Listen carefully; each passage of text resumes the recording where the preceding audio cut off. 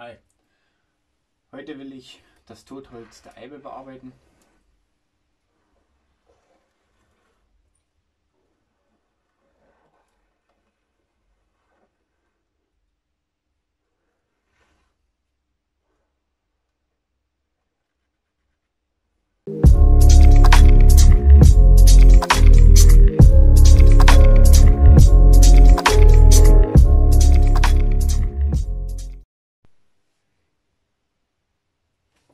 Die Eibe ist schon ziemlich alt, die habe ich schon ein paar Jahre, die hatte ich schon in Baden-Württemberg, die habe ich damals bei Wolfgang Käflein gekauft. Das war so ein Yamadori-Händler, der ist aber schon gestorben. Genau. Also wollen wir mal kurz noch drüber sprechen, was ist überhaupt Totholz? Ihr seht es ja selber, Totholz ist alles das, was ihr hier seht, was kein lebendiger Bereich vom Baum ist. Wozu macht man Totholz? Totholz macht man bei Nadelgehölzen, um sie älter aussehen zu lassen. Das ist jetzt momentan, muss ich dazu sagen, alles natürlich entstanden, weil der Baum auf der Seite viele Äste hatte, die ich da einfach nicht mehr brauchte. Die habe ich dann abgeschnitten und im Feld ist das dann alles die Rinde abgegangen und da wurde das dann alles automatisch Totholz und das ist halt die Saftbahn. Also das ist die lebende Bahn. Genau. Was ist eigentlich der Grund, warum ich jetzt Ende August sage, ich muss das Totholz machen? Der Grund ist folgender: Ich muss unbedingt das Totholz hier im Erdbereich konservieren, weil jetzt fängt wieder die Regenzeit an und da wird der Baum nass und hier unten, man sieht es ja, wie dunkel das Totholz ist. Das ist nicht bloß dunkel, sondern das ist auch weich und das wollen wir heute konservieren. Fakt ist, ich muss es erstmal gucken, was jetzt hier wirklich schon so ist, dass was jetzt wirklich totes Holz ist. Also was jetzt wirklich vergammelt ist und schimmelig ist, das muss alles weg.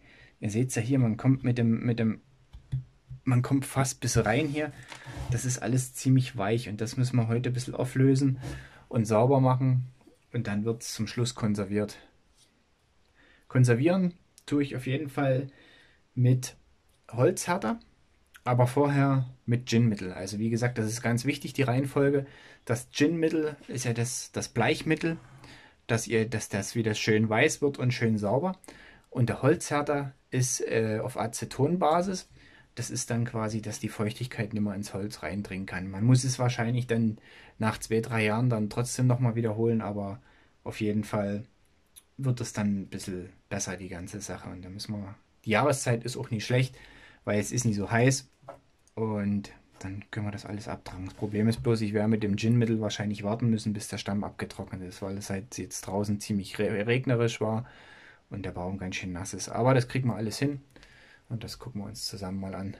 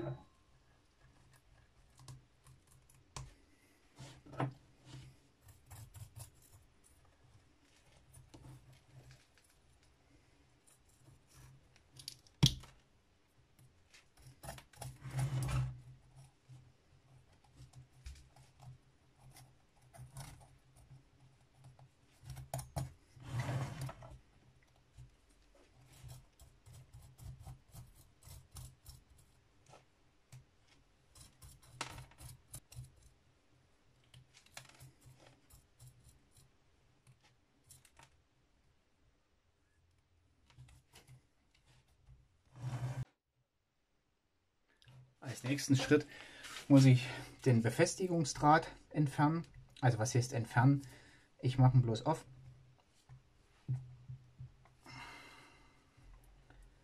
Weil wie gesagt, ich muss hier ein bisschen tiefer in die Erde,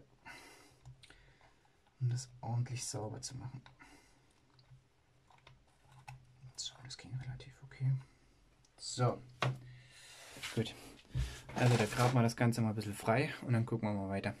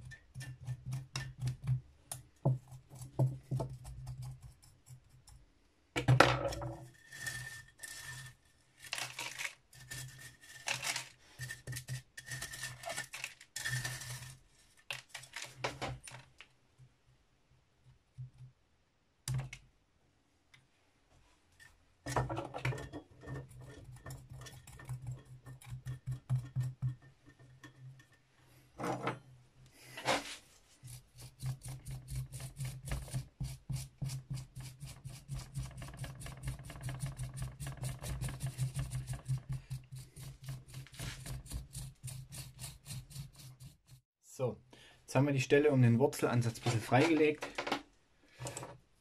Und jetzt als nächste Arbeit, jetzt müssen wir den ganzen Schmotter ein bisschen beseitigen und gucken, dass wir auf hartes Holz kommen.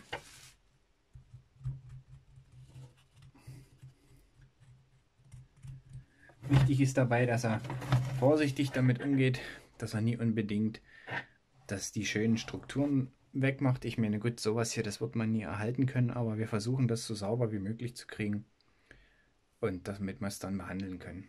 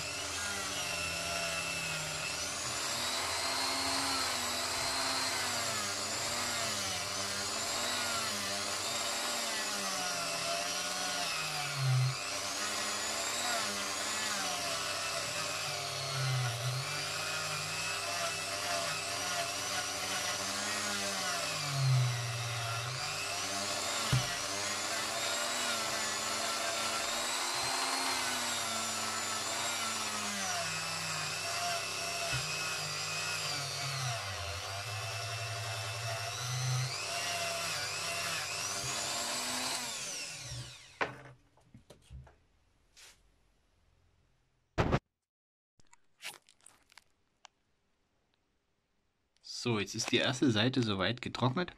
Ihr seht, es ist weiß. Das Ginmittel hat das gebleicht. Wie gesagt, und jetzt tragen wir den Holzhärter auf. Hier habe ich mal die Flasche stehen. Dann seht ihr ungefähr mal, was das ist. Und wo es das gibt, seht ihr auch gleich. Ne, und da könnt ihr das auf jeden Fall auftragen.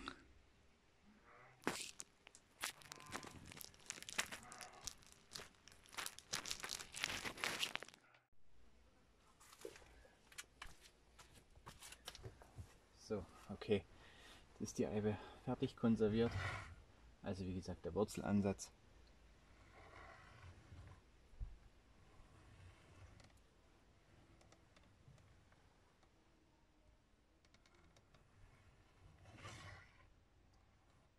Alles was dann das betrifft, das kommt dann nächstes Jahr. Oh, habe ich sogar noch eine Überraschung. Hier habe ich noch 2 Früchte. Aber die braucht man nie. So, genau. Nächstes Jahr dann tun wir die Eibe gestalten. Und dann werden wir mal sehen, was daraus wird, wie die sich entwickelt. Gut, dann würde ich mich über ein Abo freuen und bis zum nächsten Mal. Ciao.